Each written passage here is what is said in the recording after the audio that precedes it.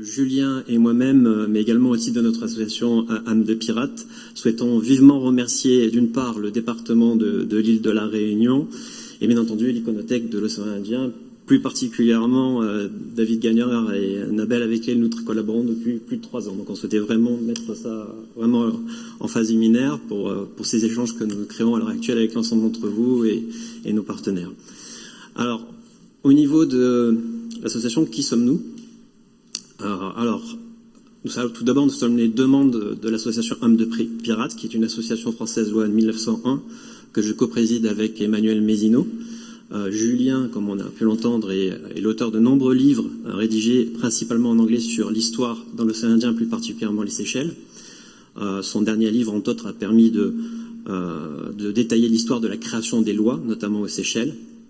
Et personnellement, moi je collabore avec Julien depuis plus de 7 ans dans le cadre de la rédaction de ses livres. Je travaille également avec tous les autres membres de l'association, plus particulièrement Emmanuel Mézineau, où j'ai collaboré avec lui notamment pour le livre Pirates de l'océan Indien qu'on a publié aux éditions Feuille-Songe. Et nous avons également réalisé tous les panneaux historiques qui ont été présentés lors du dernier festival Magnifique de 2019, donc au niveau de l'île de la Réunion. Les missions de notre association, si j'essaie de faire bref, pour nous à l'heure actuelle, c'est vraiment aujourd'hui l'étude, l'authentification de documents historiques qui sont liés à la navigation dans l'océan Indien. Donc tout ce qui peut être lié aux pirates, aux corsaires à la base. Donc c'est vrai qu'on a une approche qui va être plutôt pluridisciplinaire. On n'est pas des professionnels de l'image, on est plutôt des pirates de l'image dans le sens où nous, il faut sauvegarder ce qu'on peut trouver. Et on va essayer un peu de vous expliquer ce volet-là de notre association. Alors, aujourd'hui, on est un peu scolaire, on a fait un programme donc pour cette allocution, donc on va essayer de vous parler des enjeux de la sauvegarde du patrimoine culturel. Nous aimons souvent avec Julien parler aussi de la réappropriation véritablement du patrimoine culturel des populations ultramarines.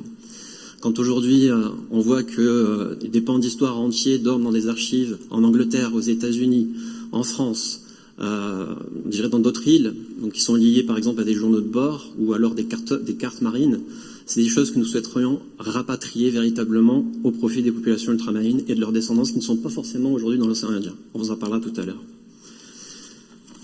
Au niveau de la numérisation, alors avec Julien on aime bien cette citation, la technologie c'est un peu comme le poisson, plus ça reste en rayon, moins c'est appétissant. Donc c'est vrai, on l'a vu avec tous les intervenants, globalement la technologie elle est au centre des échanges pour la numérisation, mais aussi pour le partage. La numérisation de ces documents, c'est devenu véritablement pour nous un des enjeux primordiaux ces dernières années, parce qu'on se met dans des situations où on trouve des fois des archives dans un état déplorable. Je me souviens d'une fois par exemple en Angleterre, où on se retrouvait avec des journaux de compte de navires qui tombaient complètement en confetti.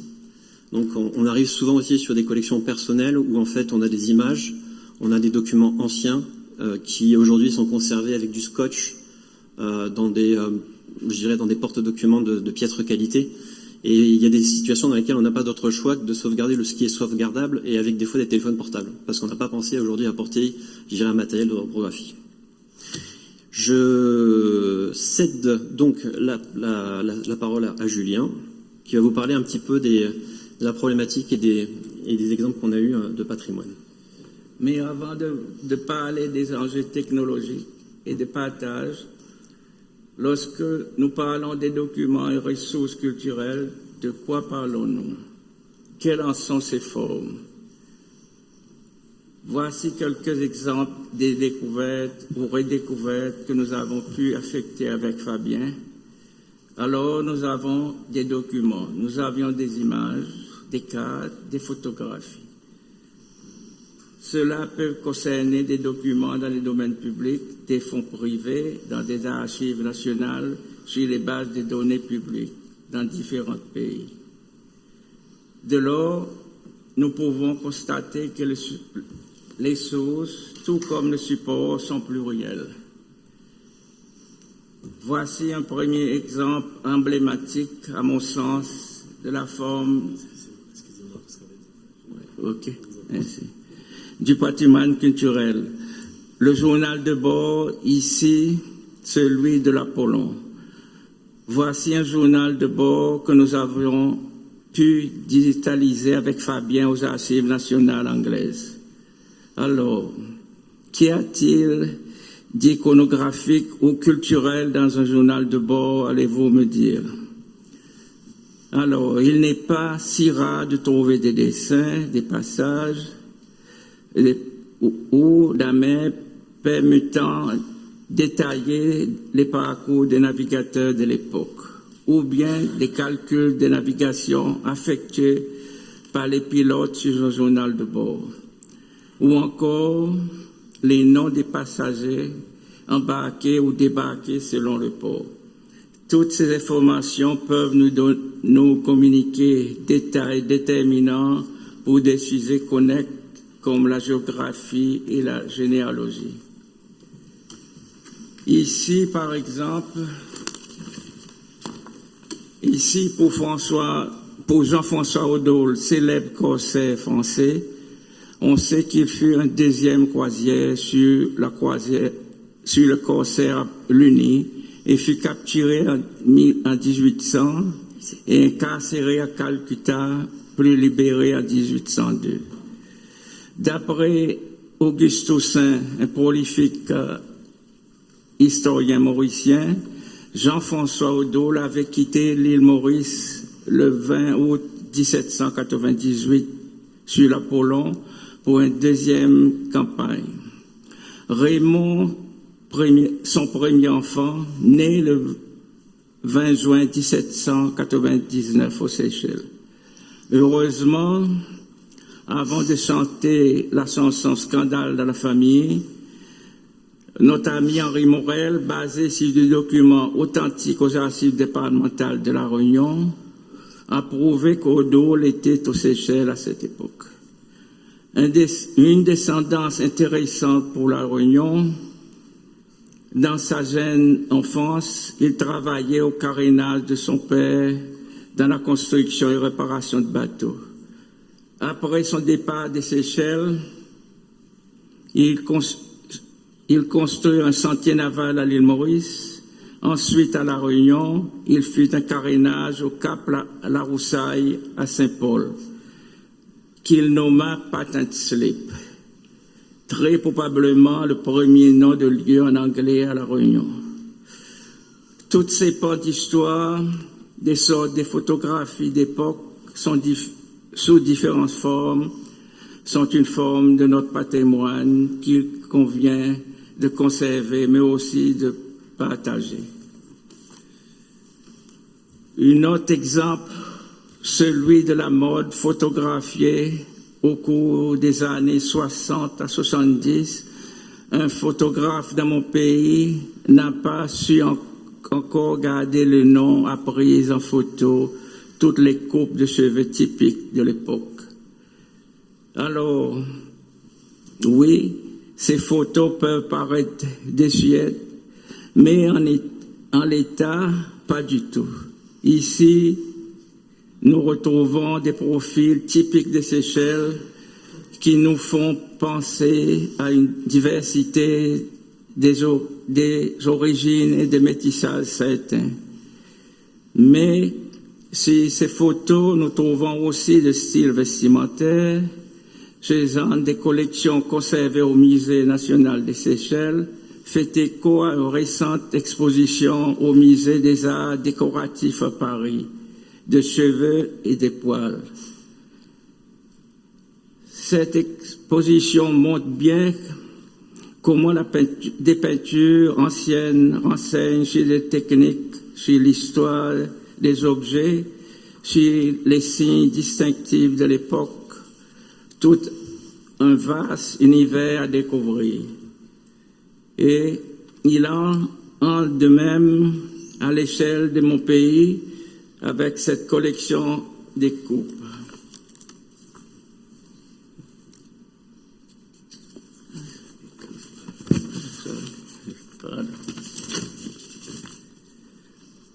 Les visages et métis photographiés, ici encore une collection photographique détenue par la bibliothèque Musée d'Histoire naturelle de Paris, des visages ici d'un carnet de la collection des photos de Jacques-Philippe Poteau, qui à Paris fut, à la fin du XIXe siècle, photographier toutes les personnes qui venaient de l'étranger.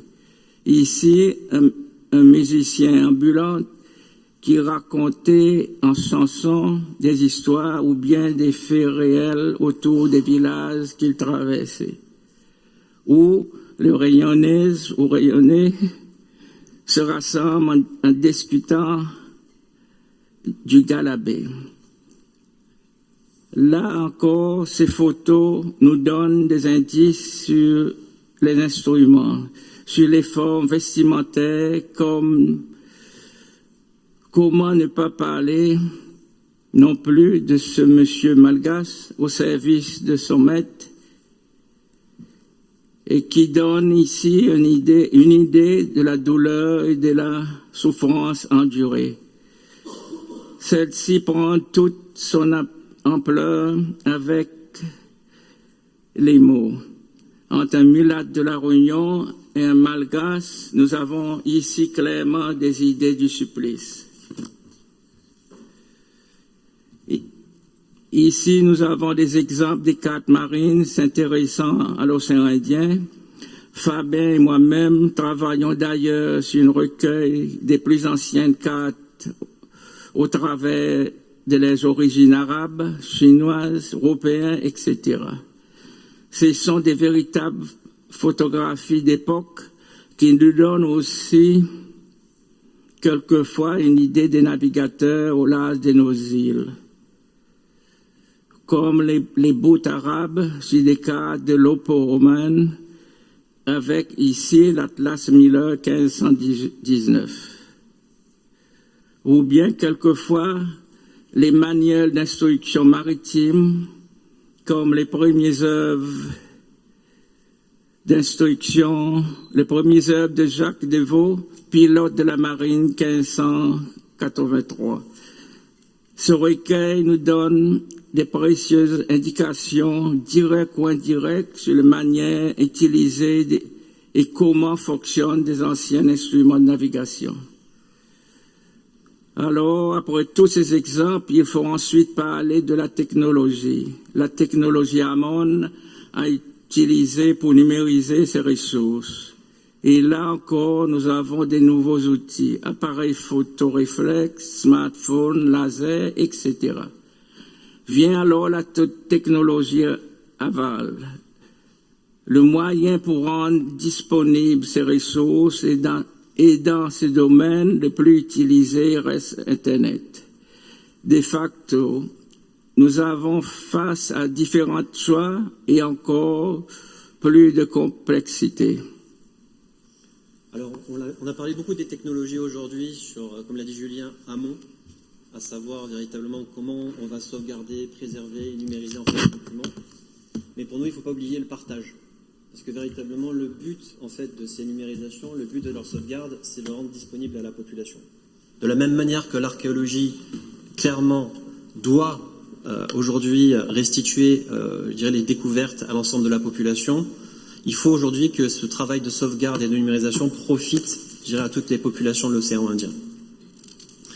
Donc les défis majeurs que nous on repère à l'heure actuelle, c'est l'accessibilité.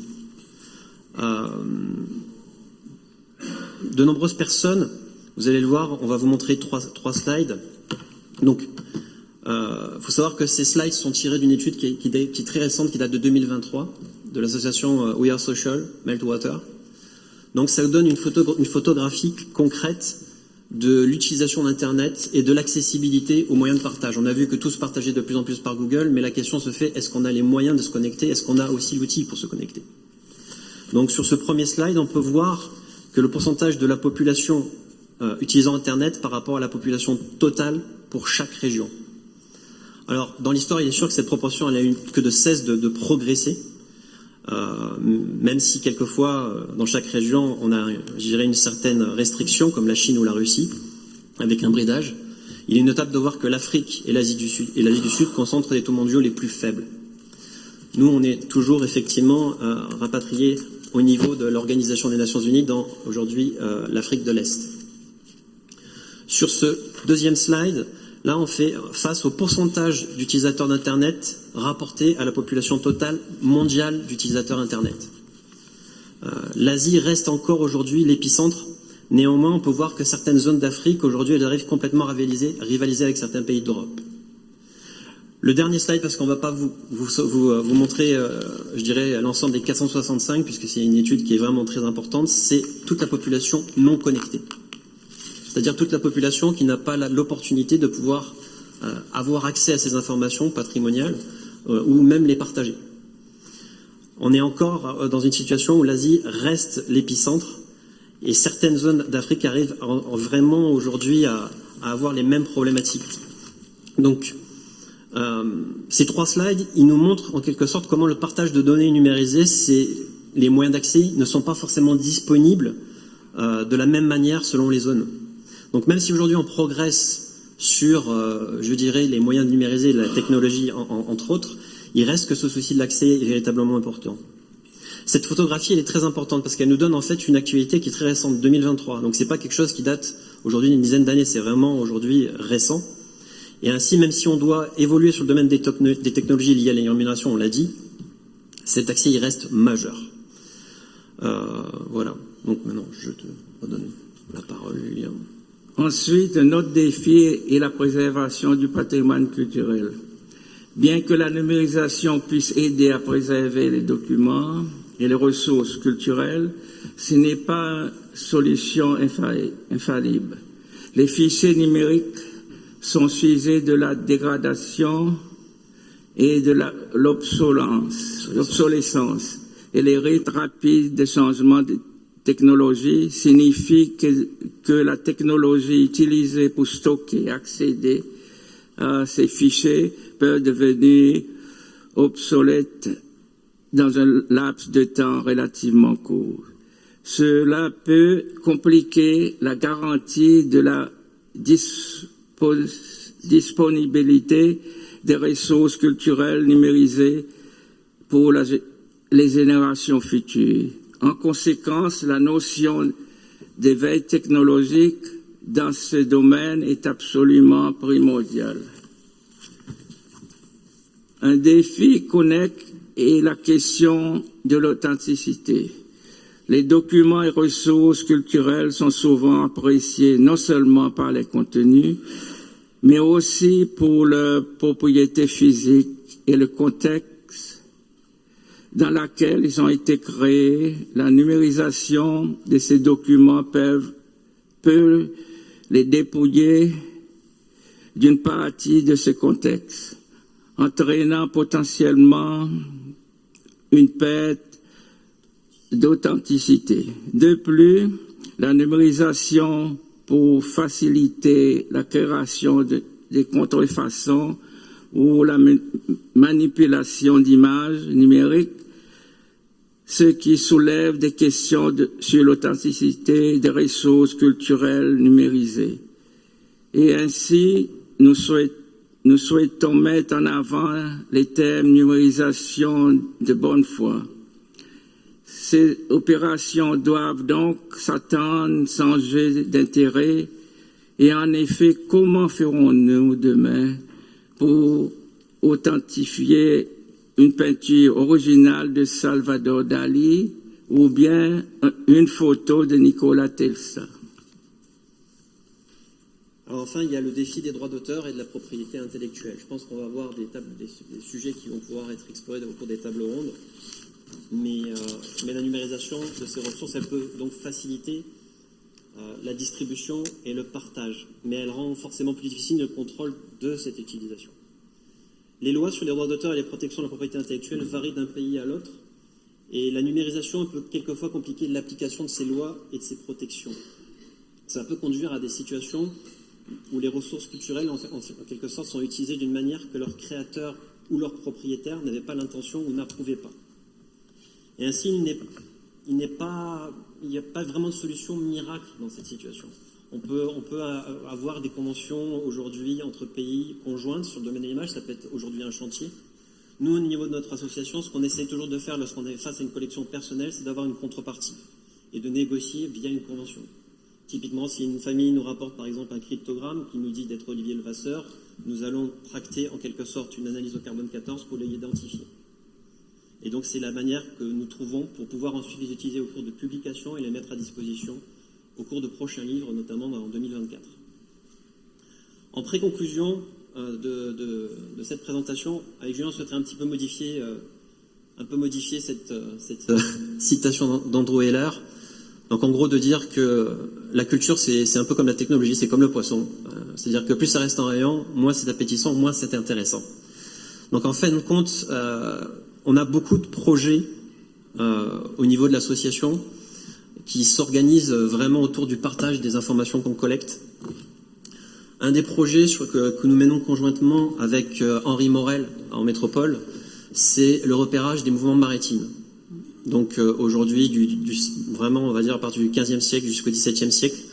Donc, pour vous montrer rapidement, puisque je pense qu'on est très pris par le temps, mais nous travaillons sur un fichier qui répertorie au travers, à chaque fois qu'on rencontre une archive par rapport à un bateau, donc on va stipuler le nom du bateau, son lieu de fabrication, le capitaine principal, le tonnage, les directions qu'il a pu prendre, les routes maritimes qu'il a pu enseigner. Aujourd'hui, on a un fichier qui fait à peu près plus de, je crois, 5000 lignes à peu près. Et en parallèle, nous numérisons également les journaux de bord auxquels nous avons accès lors des voyages en Angleterre, aux États-Unis, à La Réunion aussi, en France, de manière à les rendre disponibles sur un cloud, qui puisse permettre aux populations qui font des recherches sur leur famille, par exemple, de savoir d'où viennent leurs familles. Nous, on peut vous parler de tas d'exemples de personnes qui ont découvert les origines de leur famille, qui venaient de Madagascar, qui venaient d'Angleterre, qui venaient d'Australie, qui cherchaient véritablement leurs ressources, les ressources nécessaires pour trouver leurs origines. Et c'est difficile de vous retranscrire l'émotion qui peut vraiment ressortir des échanges qu'on a pu avoir avec ces personnes. C'est comme cette dame qu'on a vue aux Seychelles, qui a découvert aujourd'hui ses origines tribales en Afrique, alors qu'elle vit en Angleterre depuis 2 générations et qu'elle n'avait aucune connaissance. Donc c'est vrai que de vivre ces choses-là, de vivre ces situations, pour nous c'est du patrimoine, mais quelquefois ça permet à des personnes de retrouver leur identité. Donc voilà, on aura l'occasion de vous parler de ces projets. Concrètement, c'est aussi pour ça que nous, la collaboration avec l'Iconothèque historique de l'océan Indien est primordiale, parce que cette notion de partage, ils en sont au cœur aujourd'hui. Voilà, donc on va pouvoir clôturer là. En fait, Julien et moi-même, on souhaitait aussi vous remercier donc pour votre attention. On vous souhaite de bonnes journées du patrimoine, et on se tiendra à votre disposition pour échanger au cours des entretiens.